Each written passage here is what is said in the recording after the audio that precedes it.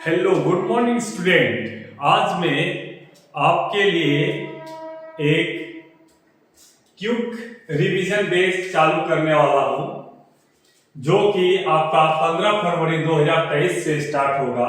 जो आपका all subject पढ़ाया जाएगा झारखंड बोर्ड का, जो क्लास 10 के लिए है। और किसके लिए? क्लास 10 के लिए। तो जितने भी स्टूडेंट जो क्विक रिवीजन करना चाहते हैं वो जेके एकेडमी में आकर 15 फरवरी तक नाम दर्ज करा ले और क्लास 15 फरवरी से आपका शुरू हो जाएगा।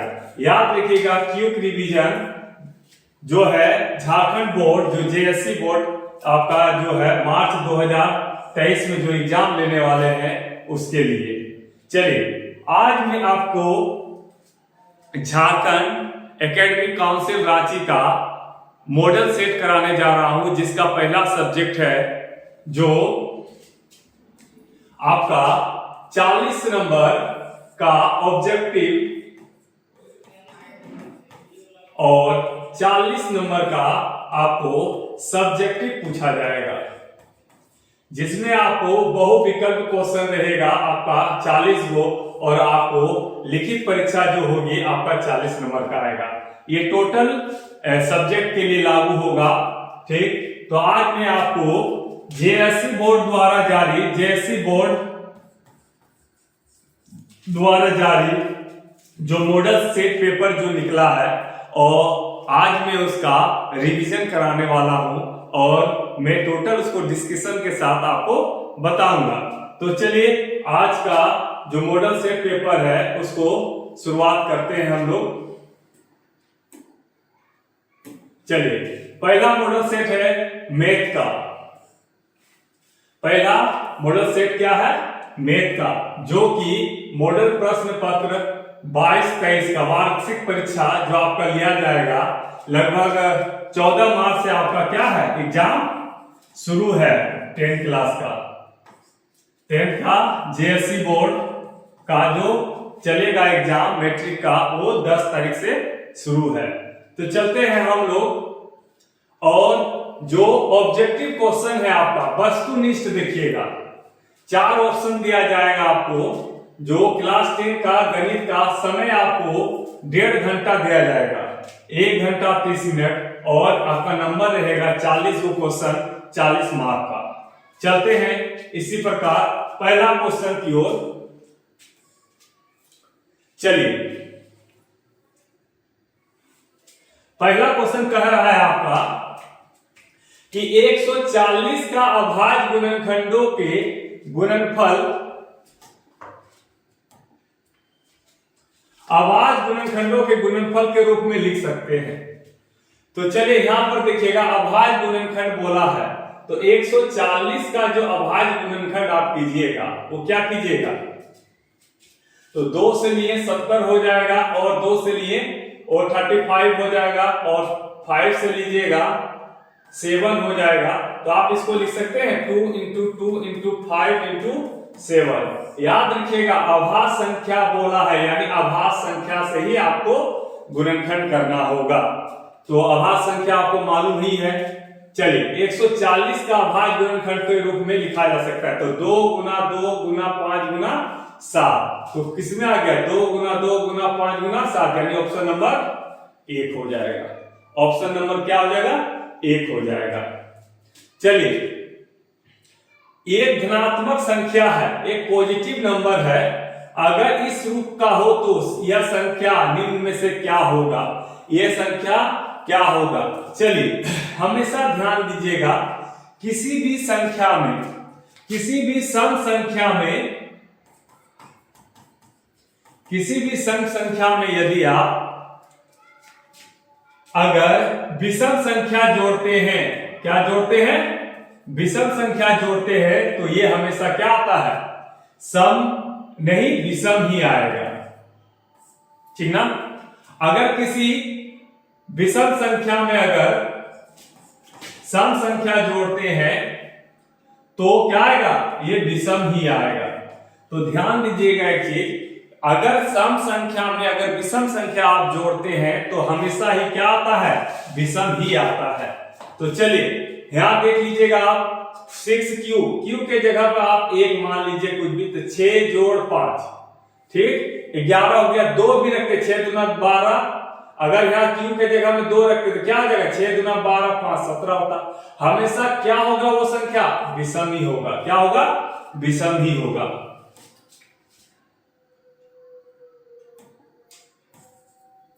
चलिए अगला प्रश्न देखिएगा, 5 + 2√3, 5 + 2√3 किस प्रकार का संख्या है। 5 + 2√3 कह दिया है, तो ध्यान दीजिएगा ये √3 जब जुटा है किसी भी अपरिमेय संख्या में, अगर ये परिमेय संख्या जोड़ते हैं तो क्या होगा, तो ये हमेशा ही अपरिमेय संख्या हो जाएगा, ठीक ना। तो ध्यान रखिएगा ये क्या है, एक अपरिमेय संख्या है। चलिए अगला देखिएगा, 2 धनात्मक पूर्णांक a और b है, 2 को पॉजिटिव नंबर है a और b, दिए रहने के लिए अद्वितीय पूर्ण संख्या q तथा r विद्यमान है, निम्नलिखित में से कौन सा कथन सत्य होगा। तो ध्यान रखिएगा हमेशा ये आपका 1.1 में है, एक्सरसाइज 1.1 में है, तो ये दिया गया है आपको ये वाला, जिसमें से q जो है आपका क्वाड्रेंट है और r क्या है, रिमाइंडर है। तो a बराबर b q प्लस r होता है, इसका क्या आंसर हो जाएगा, b हो जाएगा। a बराबर b q प्लस r होता है। चलिए अब अगले क्वेश्चन की ओर चलते हैं। कह रहा है कि किसी बहुपद के शून्यकों का योग और उनका गुणनफल, योग आपका कितना है, 3 है, और गुणनफल कितना है, -2 है। तो चलते हैं, इसका एक सूत्र होता है, याद रख लीजिएगा, इसका एक सूत्र होता है कि x² - alpha plus beta into x plus alpha xc बराबर 0 होता है। सॉरी यहां पर जो है alpha plus beta into x into alpha into beta होता है। ये सूत्र याद रखिएगा हमेशा आप लोग, क्या, x² - alpha plus beta into x plus alpha into beta. तो आपका योग कितना दिया है, 3 दिया है, यानी x² - 3 दिया है, और x लिख दीजिए 3x हो गया। और अल्फा और बीटा गुणनफल कितना दिया है, दोनों का गुणनफल है ना, गुणनफल कितना दिया है आपका, जाकर -2 दिया है, गुणनफल कितना दिया है, -2, यानी आपका समीकरण जो होगा x² - 3x - 2 होगा, यानी ऑप्शन नंबर देख लीजिए कौन है, ऑप्शन नंबर 3 हो जाएगा। अब देखिएगा अगला, यहां देखिएगा क्या हो जाता है अगला में। अब देखिएगा ये फिगर दिया, हमेशा याद रखिएगा ये फिगर x अक्ष को जितने बार काटेगी, ये x अक्ष है, ये y अक्ष है, तो ये इस लाइन को जितनी बार काटेगी उतनी बार शून्यकों की संख्या होगी, यानी पहली शून्यकों की संख्या 1, दूसरी शून्यकों की 2, और ये शून्यकों की संख्या कितना, 3 होगी, यानी शून्यकों की संख्या क्या हो जाएगी आपका, 3 हो जाएगा, ऑप्शन नंबर 4। ध्यान रखिएगा केवल x अक्ष को काटेगा उसी को गिनना है, अगर y अक्ष को अगर आप गिन लेते हैं तो आपका गलत हो जाएगा। इसलिए हमेशा किसको गिनना है, आपको x अक्ष वाले को गिनना है। चलिए आगे चलते हैं।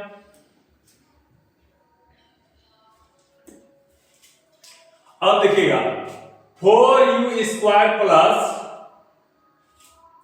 8u का शून्य क्या होगा, तो इसका देखिएगा शून्य क्या होगा, तो यहां पर लिखिए 4u² प्लस 8u का शून्य क्या होगा। देखिए दोनों में कॉमन 4u है, हम यहां क्या बचा, u प्लस 2 बचेगा, देखिए इसको कॉमन ले लिए तो आप लिख सकते हैं बराबर 0, तो 4u बराबर 0, तो u बराबर क्या हो जाएगा, 0 हो जाएगा। और सेकेंड देखिएगा, इसको देखिए एक बार, फिर u प्लस 2 बराबर 0, तो u बराबर क्या हो जाएगा, -2 हो जाएगा, यानी एक का मान 0 होगा, दूसरे का -2 होगा, यानी आप लिख सकते हैं ए भी है और सी भी है, यानी ऑप्शन क्या आ जाएगा डी, ए और सी दोनों हो जाएगा। ठीक, चलिए अब आगे की ओर चलते हैं। कह रहा है रेखिक समीकरण युग में a1x plus b1y plus c1 बराबर 0 है तथा a2x plus b2y plus c बराबर 0 है। तो कह रहा है a1 बटे a2 बराबर b1 बटे b2 बराबर c1 बटे c2। तो इसमें एक थोड़ा सा बेसिक आप लोग जान लीजिए, इसमें एक बेसिक जान लीजिए आप इस क्वेश्चन में क्या होता है। जब कभी भी ये जो है अगर a1 बटे a2 बराबर नहीं होगा b1 बटे b2 तो ये एक सॉल्यूशन कहलाता है। इसमें जो सॉल्यूशन होगा, हल जो होगा, एक हल होगा। कितना हल होगा? एक हल होगा। इसीलिए इसको यूनिक हल भी बोला जाता है। क्या बोला जाता है? उन्हें यूनिक हल भी कहा जाता है। ठीक, या अद्वितीय हल भी कहा जाता है, इसको अद्वितीय हल भी कहा जाता है।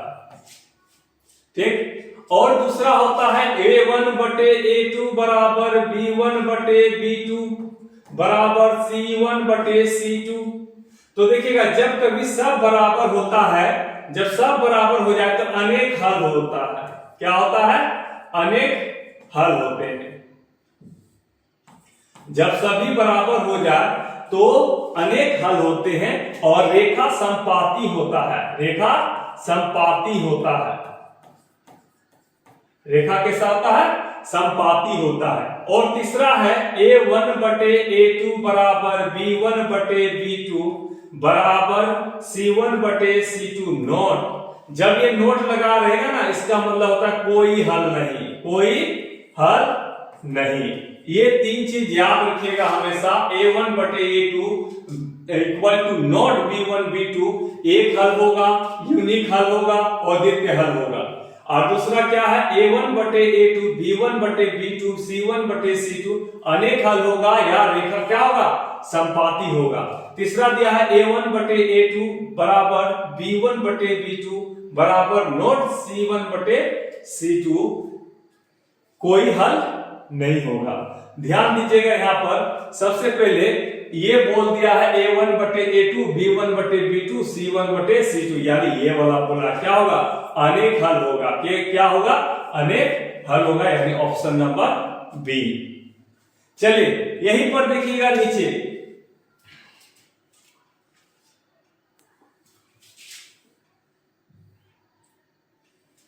आइए इसमें देखिएगा समीकरण दिया गया है ये और ये निरूपित रेखाएं क्या होंगी।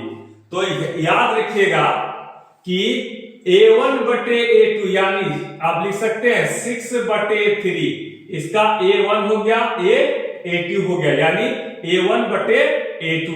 अब चेक कीजिए b1 बटे b2 -2 और -1, y के जगह में यहाँ पर b2 कितना है? 1 हो जाएगा, b2 बराबर -2 हो जाएगा। और c1 बटे c2, c1 9 बटे 12। देख लीजिएगा यहाँ पर इक्वल है, ये तो इक्वल नहीं है, ये देख लीजिए ये दो बार में, तो ये 1 बटे 4, ये दोनों इक्वल है। यानी आप लिख सकते a1 बटे a2 बराबर b1 बटे b2 बराबर नहीं है c1 बटे c2, यानी क्या होगा? इसका कोई हल नहीं होगा, तो समांतर हो जाएगा। रेखा क्या हो जाएगा? जब कोई नहीं होगा, संपाती मतलब रेखा के ऊपर रेखा, ठीक ना? रेखा के ऊपर रेखा हो, जिसको हम सूचित करते हैं a1 बटे a2 बराबर b1 बटे b2 बराबर c1 बटे c2। जब रेखा संपाती हो तब हम ऐसा करते हैं। जब रेखा एक बार कटे, जिसको रेखा प्रतिच्छेद करते हैं, तो a1 बटे a2 बराबर b1 बटे b2 नॉट इक्वल। और जब दोनों रेखा समांतर हो, कभी नहीं आपस में मिले, जो कभी वो आपस में नहीं मिले, समांतर हो, तो इसको कहते हैं a1 बटे a2 बराबर b1 बटे b2 बराबर नोट c1 बटे c2। जब रेखा एक दूसरे के ऊपर मिले तो रेखा समपाती कहलाता है। जब रेखा क्या हो, ए प्रतिच्छेद करती हो यानी एक बार काटती हो तो a1 बटे a2 बराबर नॉट b1 बटे b2। जब रेखा समांतर हो a1 बटे a2 बराबर b1 बटे b2 बराबर नॉट c1 बटे c2। तो यहां पर आप देखिए क्या कह रहा है, यहां पर आपका कि निरूपित करता है, तो ये आपका ये आ रहा है ना आपका, तो ये क्या हो जाएगा आपका, रेखा क्या कहलाएगा, समांतर। कभी मिलेगा नहीं, एक भी हल नहीं होगा, मिलेगा तो ही ना हल होगा, नहीं मिलेगा तो रेखा समांतर चला जाएगा। अब चलिए अगला समीकरण इतना और इतना का हल है। तो चलिए हल निकाल लीजिए, x प्लस वाई बराबर 6 और x माइनस वाई बराबर 2। तो इसको काट दीजिए तो 2x बराबर 8 हो जाएगा, x बराबर 4 हो जाएगा। जब x बराबर 4 हो जाएगा, y बराबर क्या हो जाएगा, 2 हो जाएगा। यहां देखिए x बराबर 4 उधर चल गया तो y बराबर 2 हो गया, यानी 4 और 2 हो जाएगा। पहले x को लिखते हैं तब y को लिखते हैं, यानी ऑप्शन नंबर डी हो जाएगा। अब चलते हैं अगला, यहां देखिएगा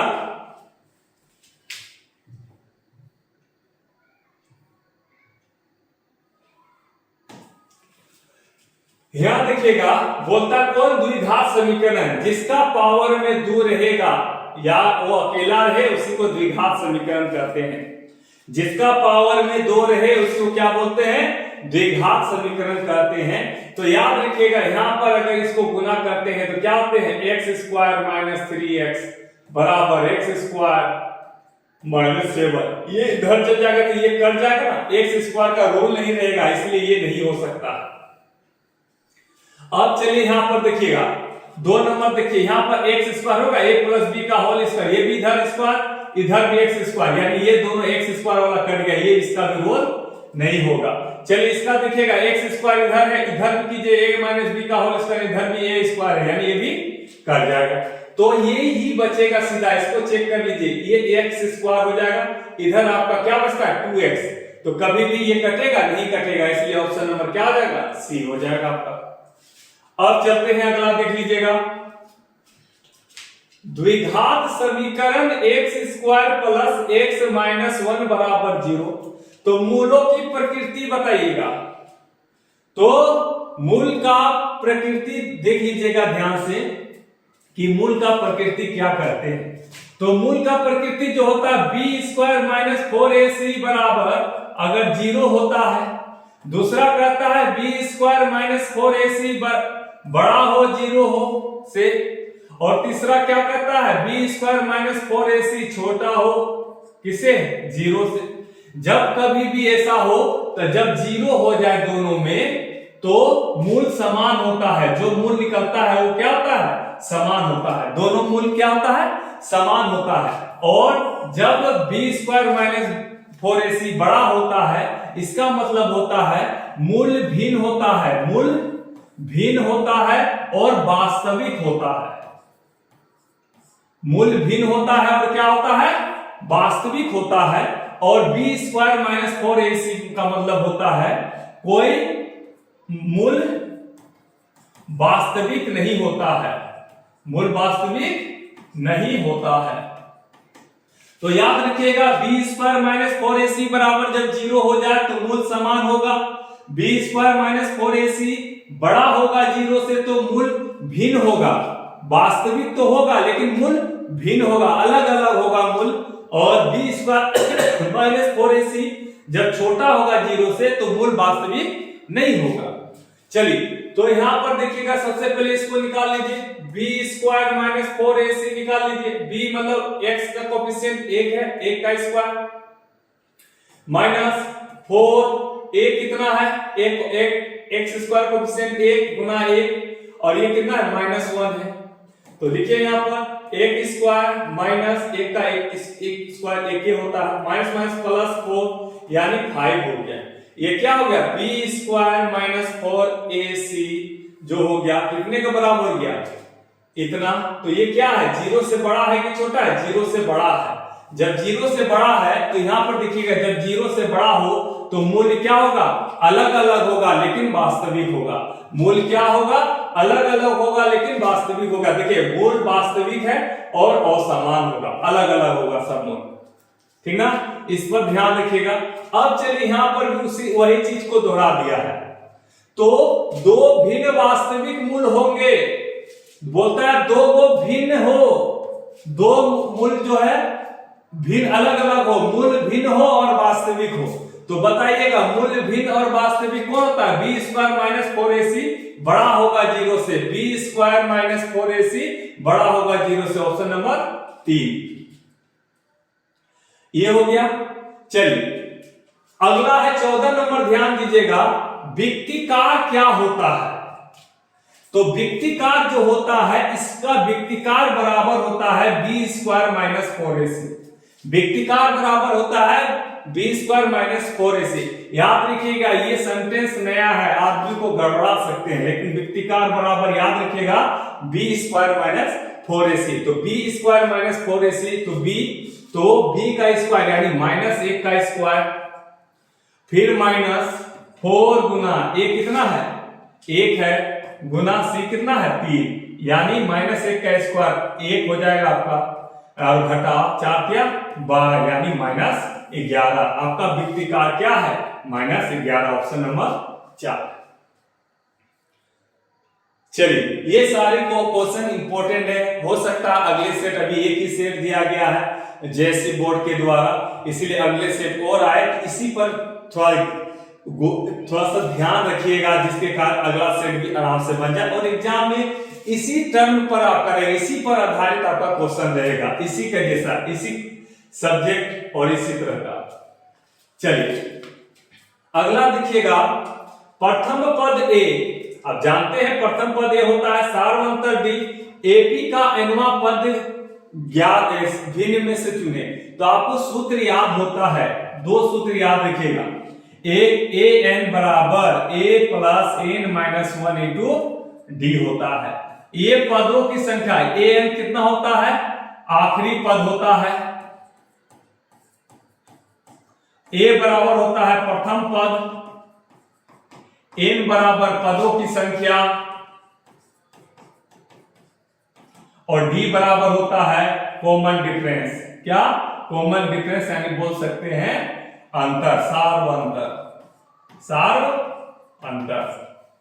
चलिए ये चीज याद रखिएगा। तो इसी तरह से ए एन बराबर क्या जाएगा, A plus N minus 1 into D हो जाएगा। तो फटाक से बता दीजिए कौन सा है आपका, ए एन बराबर A plus N minus into D, यानी ऑप्शन नंबर 4 हो जाएगा आपका। तो अगला बोला है 10 2 7 7 4 का 30वां पद क्या होगा, 30वां पद क्या होगा। चलिए यहीं से इसी सूत्र से आपका बन जाएगा। तो 30वां पद कह दिया है आपका क्या है, 10 है, 7 है, 4 है, डॉट डॉट डॉट डॉट, 30वां पद बोला है, 30वां पद बोला, यानी ए बराबर क्या हो गया आपका 10 हो गया, ए बराबर क्या हो गया 10 हो गया, डी बराबर कितना 7 घटाव 10 बराबर माइनस 3 हो गया, ये हो गया। और 30वां पद बोला है एन बराबर 30 बोला है, तो आपको क्या बोला 30वां पद, यानी ए 30 बराबर 30वां पद, यानी पहला टर्म का 30वां टर्म पूछा है। तो क्या ए कितना है 10 प्लस एन कितना है 30 माइनस 1 इंटू डी कितना है माइनस 3 है, ठीक। तो चलिए 10 जोड़ 30 में 29 गुना क्या हो जाएगा माइनस 3, तो माइनस 3 हो जाएगा। तो 29 दिया क्या हो जाएगा 87, तो 10 माइनस 87 यानी आपका माइनस 77 आपका आंसर हो गया। आपका आंसर क्या हो गया माइनस 77, ऑप्शन नंबर 3। चलिए ये 16 नंबर आपका हो गया। अब 17 नंबर देखिएगा, एपी 3 8 13 18 का कौन सा पद 78वां होगा, 78। चलिए तो फिर से हम इसको मिटा देते हैं और अगला क्वेश्चन को बनाते हैं हम लोग। तो 3 8 13 18 डॉट डॉट डॉट डॉट बोलता है कौन सा पद 78 होगा, 78 तक गया है। तो कौन सा पद 78 होगा, यानी आखिरी पद क्या हो गया, ए एन बराबर 78। यहां पर a बराबर 3 है और d बराबर क्या आ जाएगा 8 माइनस 3, यानी d बराबर 5 हो गया। तो कौन सा पद मांगा है, यानी n बराबर मांग लिया है आपका। जब n बराबर मांग लिया है तो आप पुट करिए, an कितना 78 है, बराबर a कितना है 3 है आपका, प्लस n कितना है, n तो निकालना ही है ना -1, d कितना है आपका d 5 है। चलिए ये इधर आ जाएगा, तो 78 माइनस 3 बराबर क्या हो जाएगा 5n माइनस 5 हो जाएगा। अब देखिएगा ये 75 बराबर 5n माइनस 5, ये इधर जाएगा जुड़ जाएगा, यानी 5n बराबर 80 हो जाएगा, यानी n बराबर आप लिख सकते हैं क्या, ये उधर चल जाएगा 80/5, यानी कि बराबर 16। क्या हो जाएगा 16 हो जाएगा, यानी आप कहा गया 16 16वां कौन सा पद होगा 78, तो 16वां पद 78 होगा। चलिए अगला बोलता है समरूप त्रिभुज की संगत भुजाएं होती है। हमेशा याद रखिएगा समरूप त्रिभुज जो होती है, मान लीजिए पी क्यू आर और ए बी सी है, तो याद रखिएगा ये जो पी क्यू है और ए बी है इसके समानुपाती होता है, पी क्यू आर जो है और बी सी जो है इसके समानुपाती होता है। याद रखिए क्या होता है समानुपाती होता है, कभी भी बराबर नहीं बोल दीजिएगा, बराबर आपको गलत हो जाएगा, क्योंकि कोई त्रिभुज बड़ा है, समरूप मतलब होता है एक जैसा दिखने वाला, एक जैसा दिखने वाला, लेकिन ये कंफर्म नहीं है कि वो उसकी भुजाएं बराबर हो। चलिए अब आगे चलते हैं।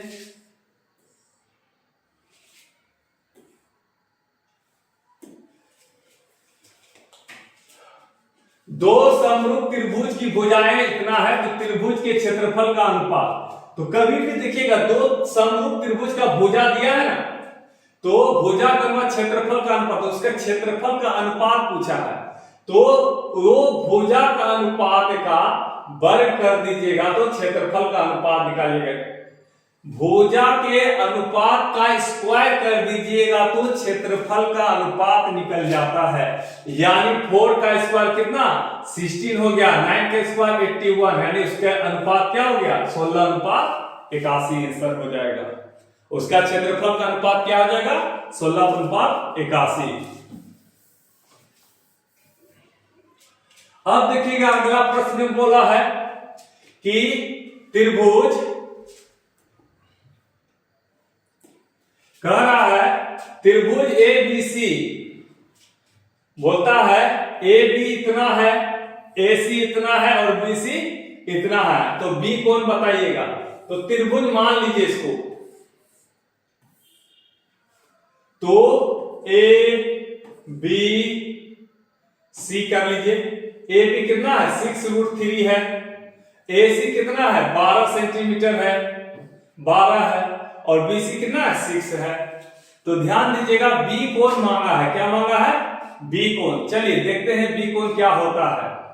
तो कुछ भी लेते हैं आप, कुछ भी टेन ले लीजिए, साइन ले लीजिए, कुछ भी लीजिए, तो हम लोग टेन ही लेते हैं, टेन थीटा बराबर बी कोण कुछ मान लीजिए आप, बी कोण क्या है टेन थीटा बराबर, तो यहां पर थीटा मान लीजिए वो, ठीक ना, होता है कि नहीं देख लीजिएगा। तो टेन थीटा बराबर क्या होता है लंब बटे आधार 6√3/6 होता है। इस एंगल से लिए, किस एंगल से लिया इस एंगल से लिए, तो आगे क्या हो जाएगा, तो ये 6 कट गया, तो टेन थीटा बराबर √3 का मान कितना होता है 1060 होता है। ये टेन कट गया, थीटा बराबर 60 हो गया। जब ये 60 हो गया, कौन सी बराबर 60 हो गया। अब चलिए ये कौन से ले लेते हैं हम, फिर ये कौन से ले लेते हैं, तो सामने वाला लंब होता है ना, सामने वाला क्या होता है लंब होता है। एंगल से अगर आप लेते हैं तो सामने वाला क्या होता है लंब होता है, ये आधार होता है, ठीक ना। चलिए क्या ले लेते हैं 10, अगर आप थीटा बराबर कोण ए लेते हैं, ये एंगल का बात कर रहे हैं हम, टेन थीटा बराबर क्या होता है, लंब बटे आधार 6/√3, 6√3 ये खत्म। तो टेन थीटा बराबर 1/√3, तो थीटा बराबर टेन थीटा बराबर क्या हो जाएगा, ये 1/√3 किसका होता है, टेन 30 का मान होता है। ये खत्म 30 थीटा बराबर कितना आएगा, 30 आ गया। ये 90 हो गया, ये 30 हो गया। आप जानते हैं त्रिभुज के तीनों कोणों का योग कितना होता है, 180 होता है। 90 हो गया तो ये क्या हो जाएगा, 90 डिग्री, यानी बी कोण आपका कितना हो जाएगा, 90 डिग्री हो जाएगा। बी कोण क्या हो जाएगा आपका, 90 डिग्री हो जाएगा। अब चलिए अगला बोलता है मूल बिंदु इतना और इतना के बीच दूरी ज्ञात कीजिए। मूल बिंदु क्या है आपका, P। तो ध्यान दीजिए ये आपका चतुर्थांश है, निर्देशांक ज्यामिति जो आप बोलते हैं। तो P बिंदु ये x होता है, ये y होता है, यानी x 3 हो गया, y क्या हो गया, 4 हो गया। और आप जानते हैं चतुर्थांश में ये क्या होता है, 90 डिग्री होता है। तो 90 डिग्री होता है, ये 4 तो ये 3। तो बोलता है इन दोनों का दूरी कितना होगा, तो ये 4 हो गया आपका, यहां से यहां कितना दूरी है, 4, और यहां से यहां क्या दूरी है इसका, 3 है। तो आपको इसे कर्ण हो गया ना, तो कर्ण इसको कर्ण बराबर क्या होता है, √, लंब स्क्वायर प्लस आधार का स्क्वायर। तो लंब कितना, 4 का स्क्वायर जोड़ 3 का स्क्वायर √, यानी 16 + 9 √, यानी 25 √, यानी 5 हो जाएगा। क्या हो जाएगा इसका, 5 हो जाएगा। ध्यान दीजिएगा ये आपका दूरी क्या हो जाएगा, 5 हो जाएगा, यानी 5 मात्रा। चलिए यही करना है इसमें। अब अगला चलते हैं, बोलता है बिंदु इतना और इतना को मिलाने वाला रेखाखंड का मध्य बिंदु क्या होगा। तो आप जानते हैं बिंदु दिया है, तो ये x1 है, y1 है, x2 है, y2 है, ठीक ना। तो ध्यान से देखिएगा इसमें क्या करना है। 22 नंबर, ये x1 है, y1 है, x2 है, y2 है। तो मिलाने वाला मध्य बिंदु बराबर क्या होता है, देख लीजिए मध्य बिंदु बराबर होता है x1 + x2/2, y1 + y2/2 होता है। x1 कितना है, 2 + 4/2, और दूसरा हो गया 5 + 7/2, यानी 6/2, यानी 3 हो गया, और 12/2 यानी 6 हो गया। इसका जो रेखाखंड का मध्य बिंदु होगा 3 और 6 होगा, यही आंसर हो गया इसका। अब चलते हैं अगले की ओर। देखिए बोलता है इतना बराबर इतना हो तो a का मान ज्ञात कीजिए। कभी भी ऐसा आए ना तो आप लोग हमेशा ऑप्शन से ट्राई कीजिएगा। क्या कीजिएगा, ऑप्शन से ट्राई कीजिएगा। तो ऑप्शन से सबसे छोटा से ट्राई करना है आपको, तो सी लीजिएगा। क्या लीजिएगा, पहले सी ले लीजिएगा। जब सी लेते हैं आप तो साइन 0, इधर भी 2 × 0 तो 0 ही हो जाएगा। साइन ए एंगल का मान कितना लेते हैं, 0 डिग्री। तो साइन 0 का मान क्या होता है, 0 होता है। तो होल टर्म ये भी 0, होल टर्म ये भी 0, ये ए का मान निकल जाएगा। LHS बराबर RHS, ठीक ना। अब चलिए आगे, cos 48 degree minus sine 42 degree, ठीक। तो बोलता है का मान क्या होगा। आप जानते हैं, आपको मैंने बताया है साइन 90 - थीटा बराबर कोस 90 - थीटा बराबर tan 90 - थीटा बराबर कोट 90 - थीटा बराबर सेक 90 - थीटा बराबर कोसेक 90 - थीटा बराबर क्या होता है। तो आप इसका अपोजिट लिखिएगा। अगर साइन 90 - थीटा है तो कोस थीटा हो जाएगा यहां पर, और ये क्या हो जाएगा, साइन थीटा हो जाएगा। टेन को किस में बदल जाएगा, कोट थीटा हो जाएगा। कोट किस में बदल जाएगा, टेन में बदल जाएगा। सेक किस में बदल जाएगा, कोसेक में बदल जाएगा। और कोसेक किस में बदल जाएगा, सेक थीटा में बदल जाएगा। याद रखिएगा। तो आप इसको हम लिख सकते हैं, तो आप इसको लिखिए cos 48 माइनस, इसको आप लिखिएगा साइन 90 - 48 लिख सकते हैं। देखिए 90 में 48 गया तो 42 हुआ, तो यहाँ cos 48 minus sin 90 minus theta, तो क्या होता है cos थीटा होता है, थीटा की जगह क्या 48, तो cos 48 माइनस cos 48 बराबर क्या हो गया 0, यानी ऑप्शन नंबर आपका बी हो जाएगा। cos 48 माइनस cos 48 बराबर क्या हो गया 0, आपका मान क्या हो गया 0, यानी ऑप्शन नंबर बी। ये सूत्र है, आपको याद करके ही एग्जाम देने के लिए जाना है आपको। चलिए अब अगला चलते हैं, साइन a बराबर 3/5 दिया है। चलिए साइन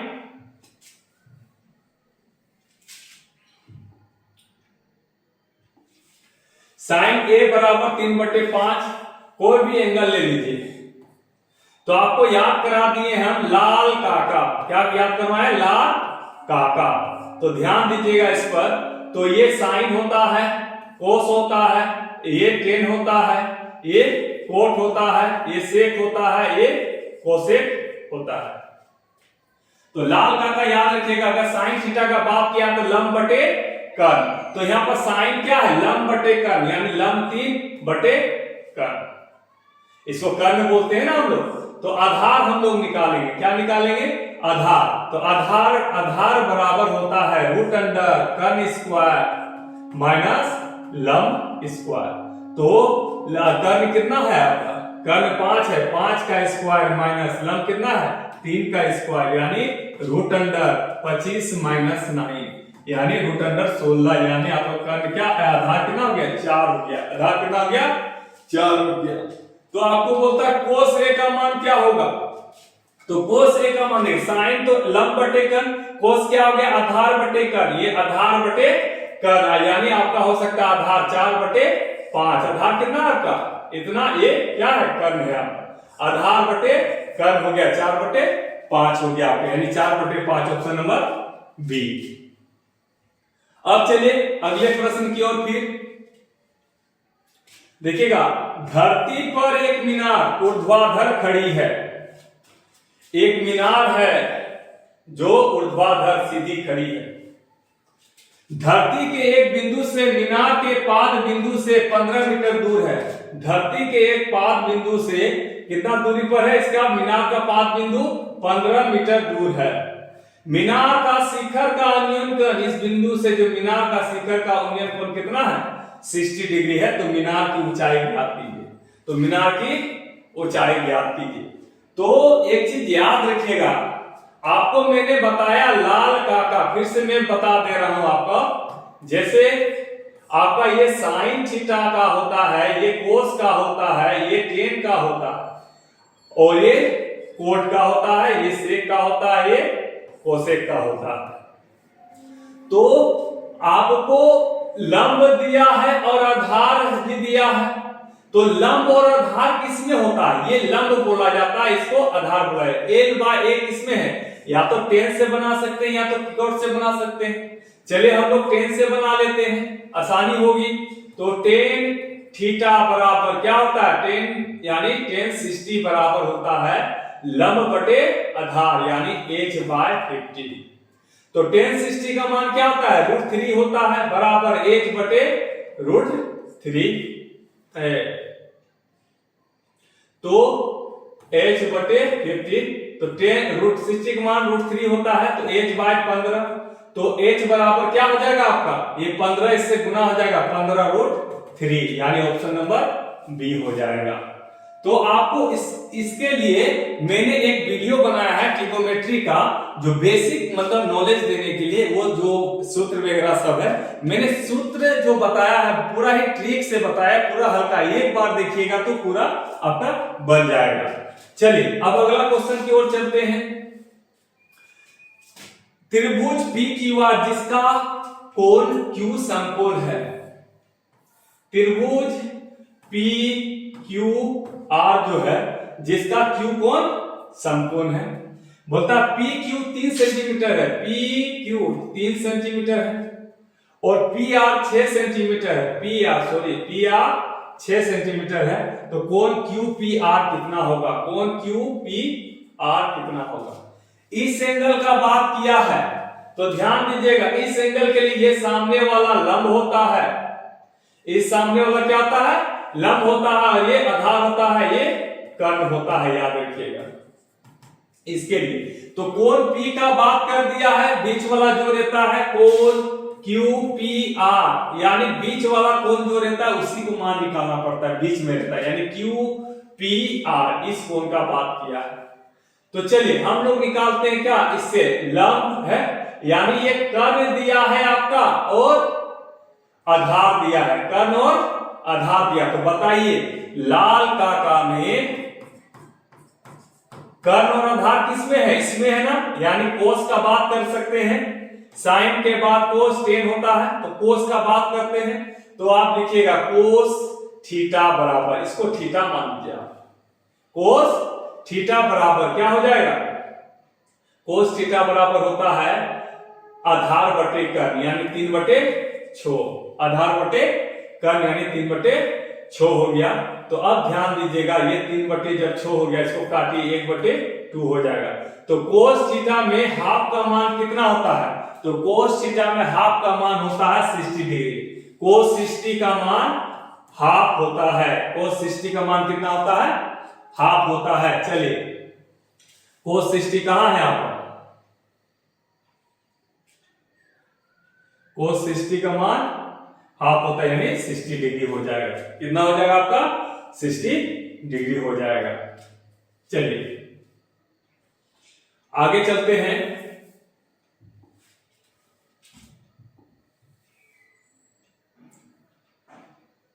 एक वृत्त की कितनी स्पर्श रेखाएं हो सकती है, याद रखिएगा ये वृत्त है, इसकी स्पर्श रेखाएं बहुत हो सकती है, अनंत हो सकती है, इसमें कोई बात नहीं है, अनेकों हो सकती है, स्पर्श रेखाएं कितनी हो सकती है, अनंत हो सकती है। चलिए 29 नंबर ध्यान देखिएगा, 5 सेंटीमीटर त्रिज्या वाले एक वृत्त के बिंदु P पर स्पर्श रेखा PQ केंद्र O से जाने वाली एक रेखा में बिंदु Q पर इस प्रकार मिलती है कि OQ 12 सेंटीमीटर। चलिए बनाना शुरू कीजिए। 5 सेंटीमीटर त्रिज्या वाला इस वृत्त का त्रिज्या कितना है, 5 सेंटीमीटर, और बोलता है बिंदु P स्पर्श रेखा जो करता है वो कहां से करता है, बढ़िया से बना देते हैं। ये वृत्त है आपका और ये केंद्र है, ये 5 सेंटीमीटर है त्रिज्या वाला,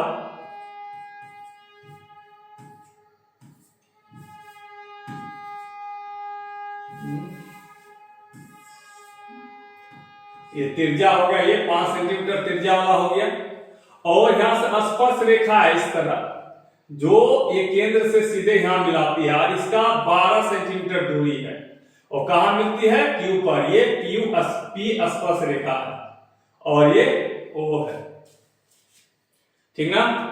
तो ध्यान रखिएगा कि ये 5 सेंटीमीटर ये क्या होता है कि कोई भी त्रिज्या स्पर्श रेखा से जो है ना 90 डिग्री का कोण बनाती है।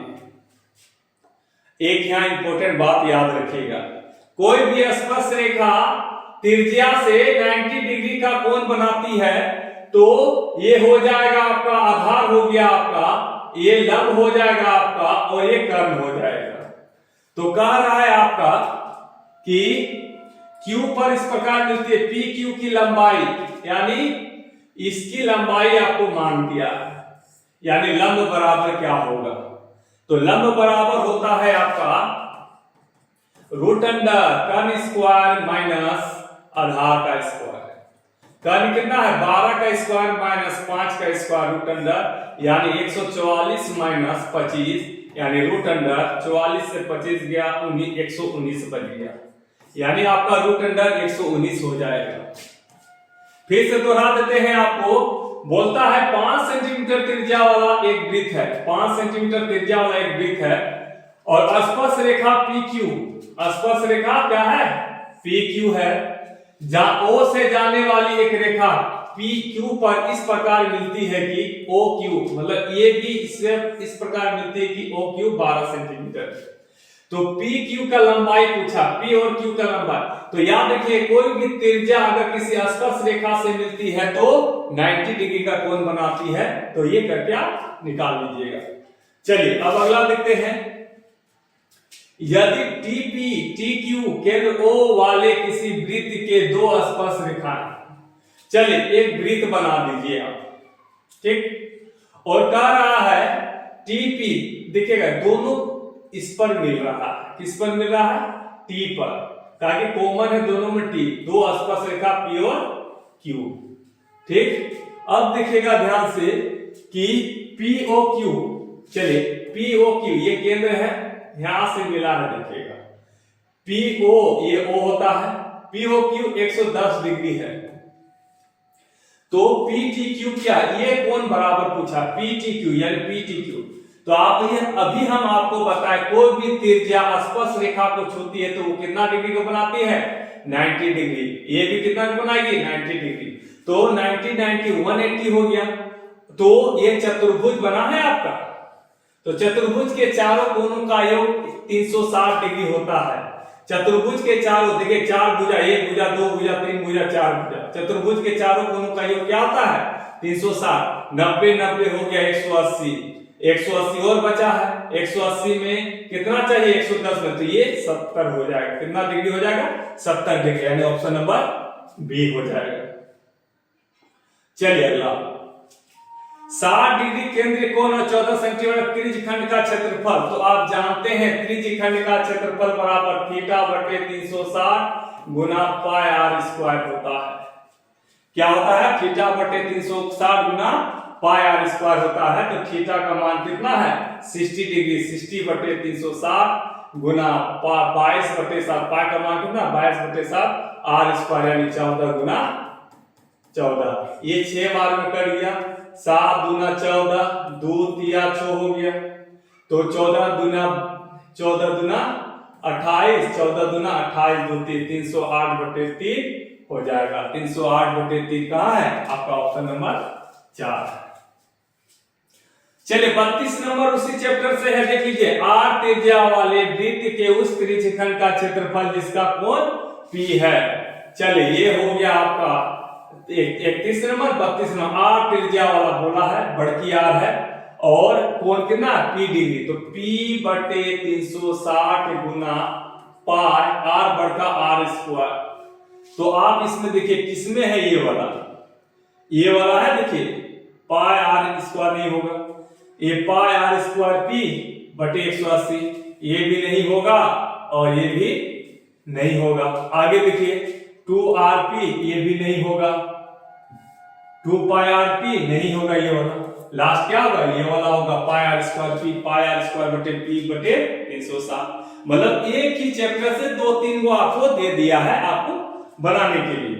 चलिए अब देखिएगा, दो वृत्त की त्रिज्या इतना और इतना है, उस वृत्त की त्रिज्या क्या होगी जिनकी परिधियां इन वृत्तों की परिधियों के बराबर है। दो वो वृत्त है छोटा छोटा, एक वो है 9 सेंटीमीटर त्रिज्या वाला है, दूसरा है 19 सेंटीमीटर त्रिज्या वाला, तो दोनों मिलाकर एक बड़ा वृत्त बनाते हैं, और इसी का त्रिज्या आपको पूछ दिया है कि इसकी त्रिज्या क्या होगी, तो वृत्त की त्रिज्या क्या होगी जब दोनों मिलाकर कर रहे हैं, तो वृत्त का त्रिज्या जो आप कीजिएगा तो इसका क्षेत्रफल जोड़ इसका क्षेत्रफल कीजिएगा, इसका क्षेत्रफल, इसका क्षेत्रफल और इसका क्षेत्रफल, तो जिसकी परिधियां इन दोनों वृत्तों की परिधि के बराबर, परिधि बोल रहा है इन दोनों का परिधि के इसका परिधि बराबर, यानी 2 पाई आर बड़की इसका बराबर छोटा 2 पाई R1 ले लीजिए जोड़ 2 पाई R2 कर लीजिए, बोल दिया इन दोनों का परिधि जो है ना, इसको मिलाकर इसका परिधि होता है, यहाँ कह दिया। उस वृत्त की त्रिज्या क्या होगी जिसकी परिधि इन दोनों वृत्तों की परिधि के योग के बराबर, जोड़ दीजिए, यानी 2 पाई R बराबर लिख सकते हैं 2 पाई कॉमन है दोनों में, देख लीजिए R1 प्लस R2, तो इधर 2 पाई इधर 2 पाई खत्म, यानी R बराबर R1 प्लस R2 यानी 9 प्लस 19, 19 9 28 हो जाएगा, तो इसकी त्रिज्या क्या हो जाएगी 28 हो जाएगा, तो 28 ऑप्शन नंबर बी हो जाएगी। तो ये है आपका 33 नंबर। अगला चलिए, बोलता है सबसे बड़े बांस की लंबाई बताइए जो 12 मीटर लंबा, 9 मीटर चौड़ा और 8 मीटर कमरे में रखी जा सकती है।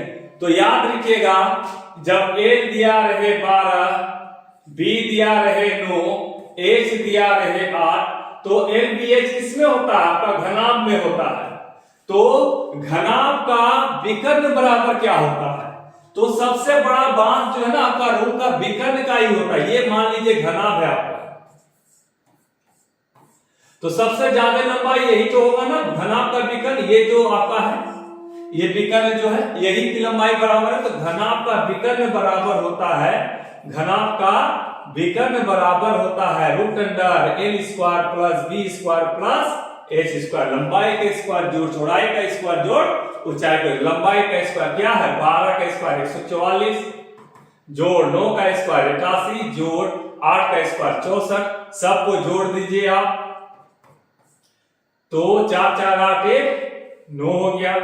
8 4 12 12 6 18 18 करो 8 हाथ बना 1 289, यानी रूट अंडर में 289 हो गया। 289 किसका होता है? 17 का होता है। यानी बांस की लंबाई कितना बड़ा हो जाएगा? 17 मीटर हो जाएगा। अब चलते हैं आगे की ओर।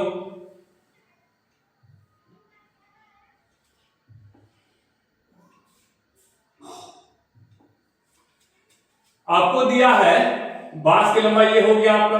एक शंकु की ऊंचाई 12 सेंटीमीटर है। एक शंकु की ऊंचाई कितना है? 12 सेंटीमीटर है। इसके आधार का व्यास 10 सेंटीमीटर है। तो शंकु का तिर्यक ऊंचाई ज्ञात कीजिए। तो शंकु का तिर्यक ऊंचाई ज्ञात करने के लिए कहा गया है। तो ध्यान दीजिएगा, h बराबर एक शंकु है, इसका बना दीजिए जिसका ऊंचाई 12 सेंटीमीटर, 12 दिया हुआ ऊंचाई, और आधार का व्यास यानी h बराबर 12, d बराबर 10, तो r बराबर कितना हो जाएगा? 10/2 हो जाएगा, यानी 5 हो जाएगा।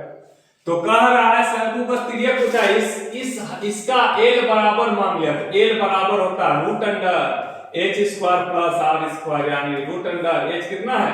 12 का स्क्वायर प्लस 5 का स्क्वायर, यानी रूट अंडर 12 का स्क्वायर 144 प्लस 25, यानी दोनों का मिलाकर 169 हो गया। यानी इसका मान कितना हो गया? 13 हो गया। तो शंकु की तिर्यक ऊंचाई बराबर क्या हो गया? 13 सेंटीमीटर हो गया। क्लियर है? चलिए, मॉडल बनाने वाली मिट्टी की ऊंचाई इतना है, आधार की त्रिज्या इतना है, शंकु बनाया गया। एक मॉडल बनाया गया,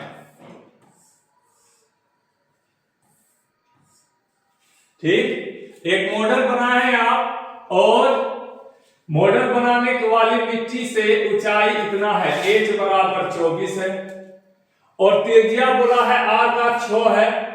तो एक बच्चे ने इसे गोले का आकार में प्रदान किया। इसको एक बच्चा ने गोला का आकार बना दिया। एक शंकु बना था, इसको गोला में बदल दिया। तो गोले का त्रिज्या क्या होगा? तो आप ध्यान दीजिएगा, गोले का त्रिज्या जो होता है, गोले का त्रिज्या जो भी होगा, इसको आप पिघला कर ना छोटा गोला करके, मट्टी है, मट्टी का आप शंकु बनाए, तो उसी को ना गोल करके आप गोला बना दिए।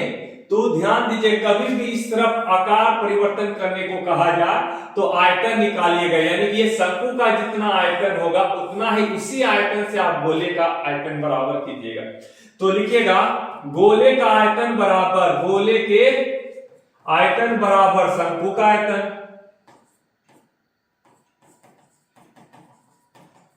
तो गोले का आयतन होता है 4/3 पाई r क्यूब होता है, और शंकु का आयतन होता है 1/3 पाई r स्क्वायर h होता है। तो 3 3 कट जाएगा, यहाँ पाई पाई कट जाएगा, बचा क्या? 4 उधर चला जाएगा, यानी r क्यूब बराबर लिख सकते हैं। इसका r क्या है? शंकु का 6, यानी 6 का स्क्वायर 36 गुना h कितना है? 24 है, और ये 4 नीचे चला जाएगा, ये के बार में कट जाएगा, ये भी 6 बार में कट जाएगा। तो 6 का क्यूब यानी 36 इसको लिख सकते हैं 6 का क्यूब हो जाएगा, ये क्यूब कर दिया, यानी गोले का त्रिज्या बराबर क्या हो जाएगा 6 हो जाएगा, यानी गोले का त्रिज्या क्या हो गया 6 हो जाएगा। चलिए ध्यान दीजिएगा, गोले का आयतन बराबर शंकु का आयतन बराबर ज्ञात करना था। तो गोले का आयतन बराबर शंकु का आयतन आपने लिख दिया।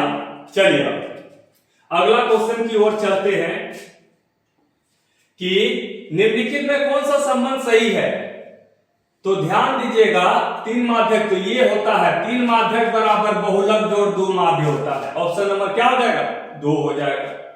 चलिए वर्ग अंतराल का संचयी बारंबारता के बीच खींचे गए अंतराल को क्या कहते हैं। वर्ग अंतराल और संचयी बारंबारता के बीच खींचे गए अंतराल को क्या, तो ध्यान रखिएगा, वर्ग अंतराल और संचयी बारंबारता के बीच खींचे गए आलोक को त्वरण कहते हैं। चलिए निम्नलिखित में से कौन सी संख्या किसी घटना का प्रायिकता नहीं हो सकती है। चलिए प्रायिकता नहीं हो सकती, हमेशा कभी भी होती है ना 0 से लेकर 0, कोई भी घटना घटेगा नहीं हो सकता है, तो अधिक से 0 से लेकर 1 के बीच में होना चाहिए। कोई भी घटना घटेगा 0 से लेकर 1 के बीच में घटना घटेगा, तो 0 से 1 के बीच में ये तो है, ये है आपका। तो कभी भी माइनस में घटना नहीं घटेगा, ये चीज का ध्यान रखिएगा। 15% घटना घट सकता है आपका, ये 0.7 में घट सकता है ये भी, लेकिन ये जो है ना आपका जी माइनस में कभी भी घटना ऐसा नहीं हो सकता। हमेशा घटना घटे या ना घटे 0 और 1 के बीच में ही होगा आपका। कभी भी घटना घटे या ना घटे उसका जो होता है 0 और 1 के बीच में ही हो सकता है। तो जो 40 नंबर दिया है घटना ना, प्रोबेबिलिटी ऑफ इवेंट मतलब घटना घट रहा है इतना 0.05, तो नहीं घटेगा। तो कभी भी घटना नहीं घटेगा, नहीं घटने का घटना होता है 1 घटाव इतना, 1 घटाव 0.05 यानी 0.95 हो जाएगा नहीं घटने का, यानी ऑप्शन नंबर सी। तो आज ये एक सेट मैंने खत्म कर दिया और आप सभी को फिर से बता देना चाहता हूं कि जेके एकेडमी जो बढ़रमा में है आपका, उसके तरफ से एक न्यू रिवीजन बैच का शुरुआत किया गया है, जो 15 फरवरी से शुरुआत होने वाला है। कितना फरवरी से? 15 फरवरी 2023 से शुरुआत होने वाला है, जो 30 डेज का बैच है, जो आपको 30 डेज में ऑल सब्जेक्ट को पूरा रिवीजन करा दिया जाएगा। जो बच्चा अगर रिवीजन करना चाहते हैं अच्छे ढंग से, तो हमारे यहाँ आकर एडमिशन करा सकते हैं। धन्यवाद, और अगले दिन फिर अगले वीडियो के साथ, अगले सेट के साथ मिलेंगे।